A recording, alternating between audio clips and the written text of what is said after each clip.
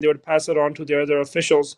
So they knew exactly what Bhai Sahib was doing, where they're going, but they wanted to spread fear amongst the people in Punjab and send out nearly 80,000 military, paramilitary, CRP, and Punjab police, and make these mass arrests. My numbers say up to almost 2,000 people were arrested throughout Punjab during this time period. And by Amritpal Singh, with Guru Sahib's kirpa and with the kirpa of the Singh Jide Naal Sige, they were able to get Bhai Sahib out of there. And right now, the current situation on the ground is that it's very obvious that anyone who speaks in Sikhan de Hakkan Waste, their voices are suppressed and they're criminalized. And if someone like Dere Sarseda, Chele, who do bomb blasts in Punjab, which kill people, there's no investigation or there's no arrest made, and those people are still considered pagode. But there's a huge manhunt out by Amritpal Singh. Okay, Paul, that's quite a bit of information there. Deepa, just you heard that Faisal spent 3 months with Biometric Singh. He's explaining why there is such a longing in Punjab for a change. The drug crisis, the alcohol crisis in Punjab, with the Punjabi youth leaving Punjab in their thousands per day, there is obviously something happening, and people wanted something to change, and they saw this change in Bioma's party. This is interesting stuff that we're listening to, where Faisal saying that even the police, the CID officers would come to the house in the morning for a 7 o'clock briefing, so they could give an itinerary of where they're going to be heading for that day. If they're just doing Khalsa Prachar, they're doing Amar Sanchar, taking people away from drugs and giving people a hope in Punjab, why are they seen such as a threat? I'll come to Jasper Deepa, whoever wants to take that question.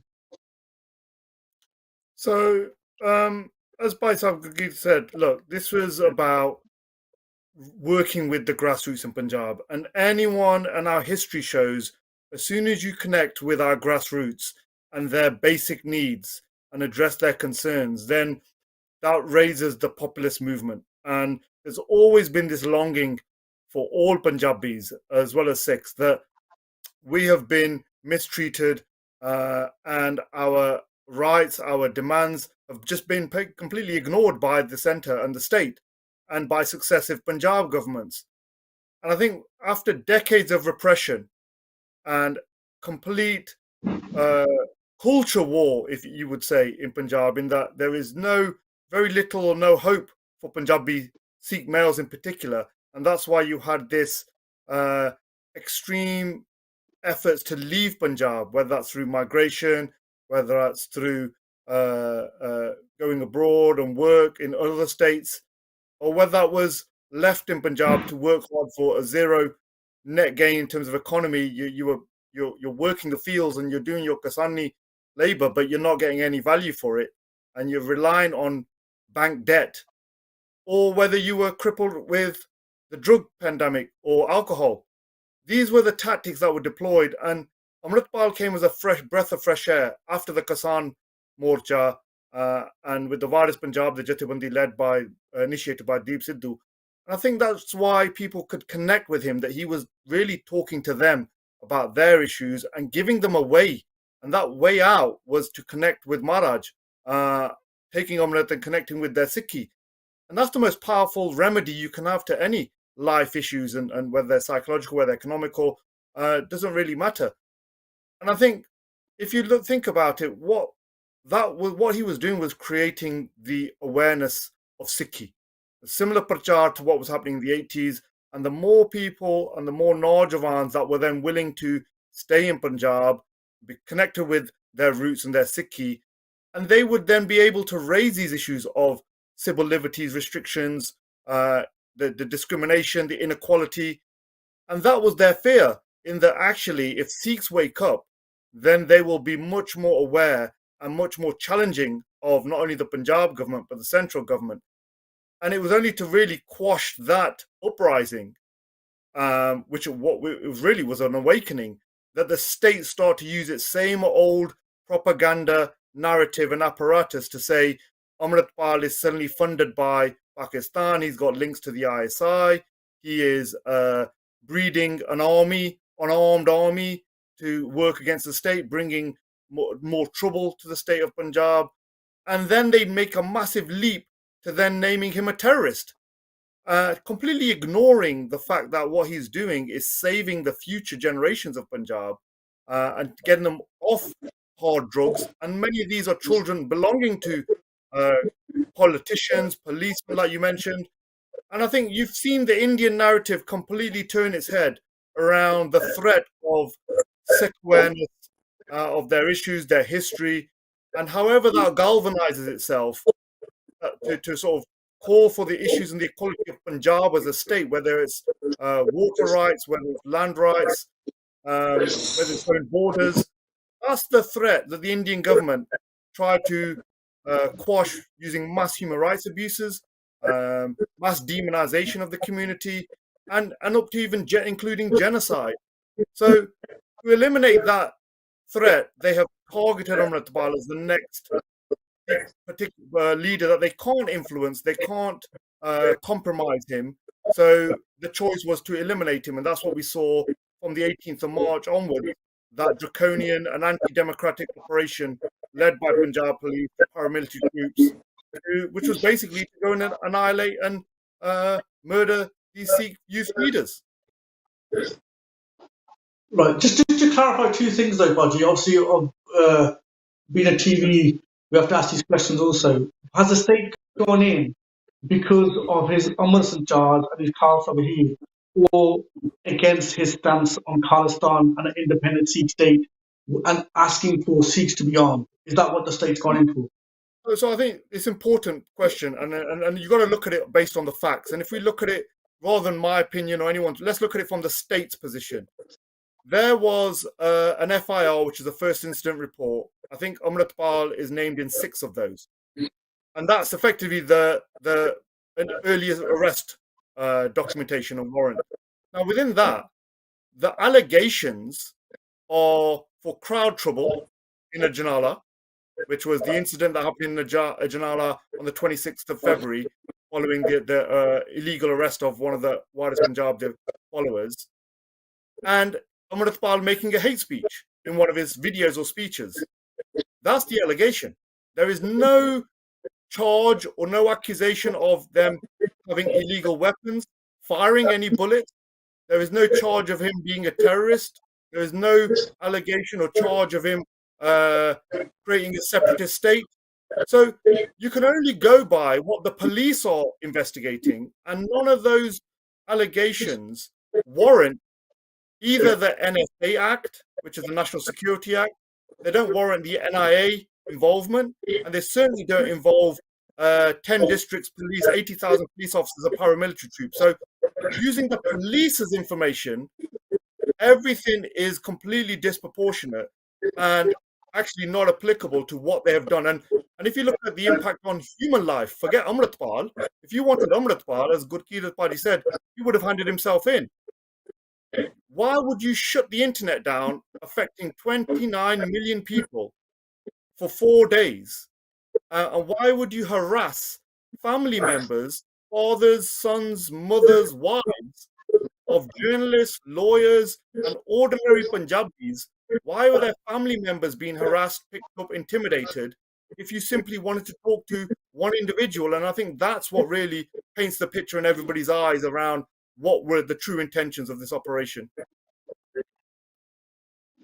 No, thank you so much for that, Jas. I think you put that in clarity there, and it's important because most people question that. Because is this a state response due to the Khalistan movement, or what is it bigger? And what you've done is actually clarified something that even I didn't know, which is that if the FIR, which is their own records, are stating something totally different and don't even mention any of these the arms or the inquisition of a independent state. But then why all this hoover when you put it brilliant there? Deepa, look what's happening in Punjab. I'm sure you have many times. I've followed you over on internet, on your social media. You say that this is the same sort of thing that's happening in this country. As soon as you raise the voice for saying the Sikh narrative, there seems to be a repression. There seems to be a lockdown, even in this country. Is that correct? Yeah, definitely. it's important just to go on what the Singh just said as well. You know, he reformed, and he was reforming Punjab. He was making massive, but some of the positive things that he was doing, his interviews with journalists and the media, he was bilingual, and he was turning journalists into responding in such a manner that it was like making a massive change throughout the diaspora. So we're here in the UK, and people are picking up on that, and they're feeling part of it. On the ground here, Sikhs were like, I know Sikhs were keeping their gears here just by listening to this and just by seeing the positive changes. People are messaging us directly, and you know, it wasn't just one or two. There was on the ground in the UK as well. A lot of people wanting to change, feeling part, bringing their hearts and their minds back. Is that's the motherland.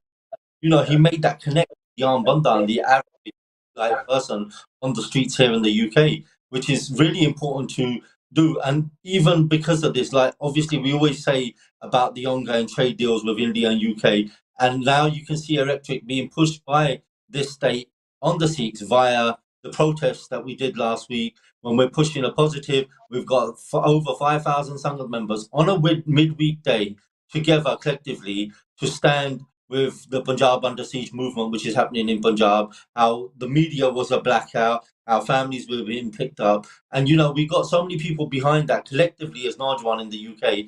And there is, you can see how the state are already pushing out messages through their media platforms, through their MPs in Parliament. You know, there's a massive, you can see how this collusion is high level and how they're going to prioritise their trade deals over Sikh activists.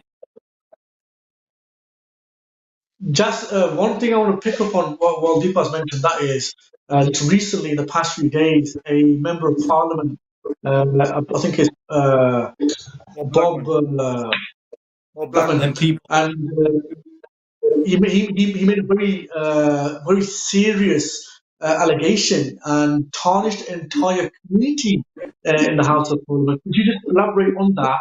Also, what the response has been from other Sikh MPs and other MPs and the National Council?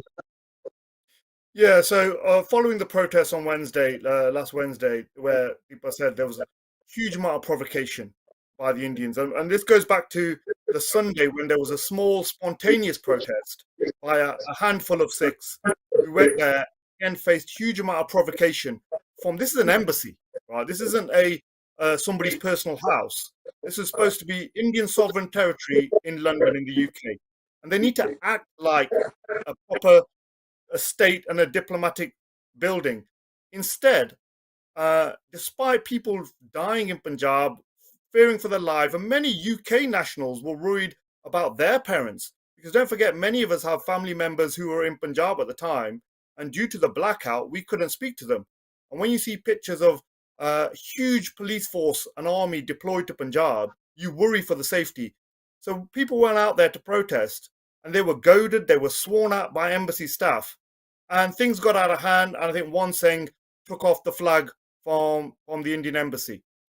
Now, that got blown out of all proportion by the Indians, that the embassy was attacked, it was desecrated, completely ignored the fact what was happening in Punjab and the feeling of Sikhs in London. Then Bob Blackman, who has very controversial and close links to the RSS from Harrow East, he abused his parliamentary privilege in that you can say anything you like in Parliament without any recrimination by the law. He effectively made a hate speech in Parliament calling all Sikhs terrorists, that the UK was harbouring terrorists.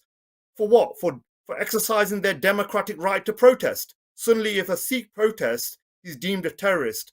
And this is very dangerous language. The Sikh Federation wrote immediately a complaint letter. We wrote after the Wednesday protest, where the Indians continued their provocation. They were throwing ink at protesters, they were dancing, they were flying their flags in the face of the protesters. And even the Met Police, who were policing that, recognized it and made a complaint against India House. So the Sikh response has been very immediate and very strong. And I was pleased to see yesterday that Preet Kaur Gill, MP for Edgbaston, she also made a point of order in the Commons and absolutely challenged Bob Blackman and called him out for his totally offensive and inappropriate comments, and that dangerous comments like that lead to Sikh hate crime that we all suffer and feel in our gurdwaras and individuals. So thank you to Preet.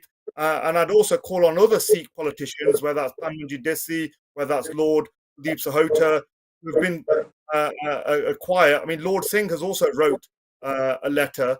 So I think things like this, the Sikh community has to collectively stand up. This isn't a party political issue. And ultimately, if anyone calls the Sikh community terrorist, we all have a duty to challenge that, not just a few. And I would welcome more people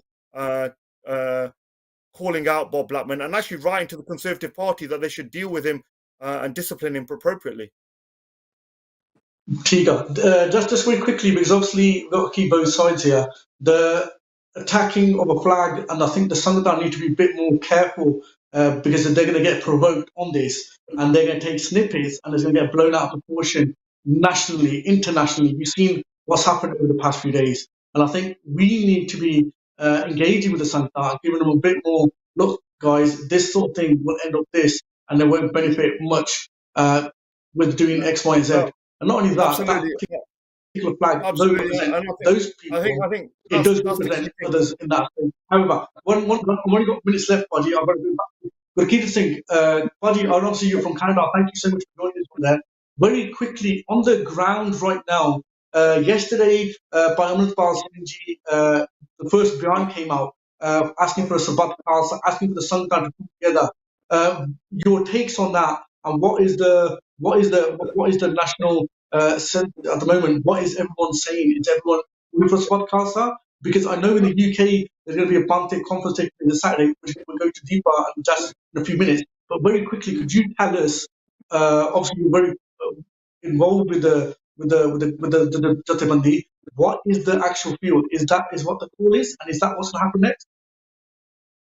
Well, what we have to understand is when the government of Punjab or the state of India openly challenges Sri Akal Takht Sahib and the Sangat of Sikh Sangat, the Sikhs have to respond to that, because ਅਸੀਂ ਪੰਜਾਬ ਵਿੱਚ ਇਹ ਗੱਲ ਵਿਖਾਉਣੀ ਹੈ that we're not gulam to them, that we're not going to take their suppression. We have to stand up. So Bhai Amritpal Singh is calling Sarbat Khalsa, doing a beinti to Sangat and Sri Akal Takht Sahib Jathedar that ਸਾਡੇ ਨਾਲ ਜ਼ੁਲਮ ਹੋ ਰਿਹਾ. We're being oppressed in Punjab. What happened was completely unacceptable, and there's so many issues that are occurring in Punjab right now that we need to come together collectively, kind of similar to what happened during Taramyud Morcha, where Kapuri the Morcha and the demands of Sant Jarrell Singh ji to release by Amrik Singh, Baba Thara Singh, and Anandpur resolution. All those morche came together under the umbrella of Anandpur Sabdam under the Taramyud Morcha. Similar to that, what Bhai Amritpal Singh is doing, saying now that we have Bandi Singh and we have Guru Granth Sahib Di Beadbi. We have what happened now on March 18th and is occurring right now. We have Bhagwant Mann openly challenging Sri Akal Takht Sahib Jathedar and his Twitter account being blocked. These are serious issues that need to be addressed, and a Sarbat Khalsa needs to be called upon, because unless this is called, unless Sangat gets together and opposes the state and the government of Punjab, we're not going to be heard. So here in Canada, where the Sangat is coming together as well to discuss this, and we're giving support to Bhai Amritpal Singh and his call, because it's not something that will solve all our issues overnight, but we still have to make a call out to the Sangat to come out and say, hey, we're not going to accept this violence, and this really the establishment is going to be needs to be held accountable. What is Sri Akal Takht Sahib going to do? What is the Jathedars of the Takht or the so-called leaders of the Panth going to do? Are they going to take serious action, or are they going to lose their credibility in the Panth, like what happened after the Soda Saad Mafi Nama? So Sangat here is calling for it, and they're supporting it, and there's a hashtag called Sarbat Khalsa, and we need to, I think the Sangat needs to back this up. Right, okay, thank you for that, Gurkeet Singh. Baji, we've only got a few minutes left. Deepe, there's a conference taking place this Saturday at Guru Nanak Prakash here in Coventry. Just please tell the Sangatta what's happening and what sort of guidance can the Sangatta expect from this conference in the form of what's the national directive for the Sikhs to come together and move forward. So yeah, it's important. After last week's protest, at the protest we announced next step we announced very soon, and within a couple of days we got the for a conference, which is the next step. So important to organize and coordinate right now, because people that people have skill sets, and people are feeling the sentiment and the Punjab under movement right now, which is going around. It's so important to that connection and get people to utilize skill sets in the right direction.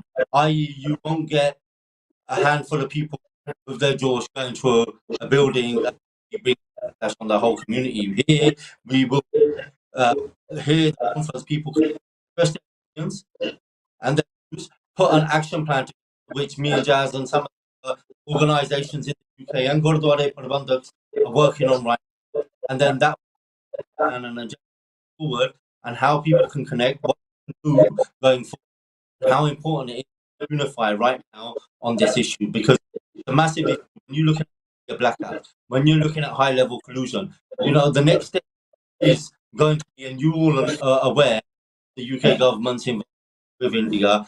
The next any members affiliated to Wales Punjab will look at it. So we need to put legal teams in place, put our education teams in place, do the right prachar and the narrative, get our media and press teams organised. So all of this will be addressed.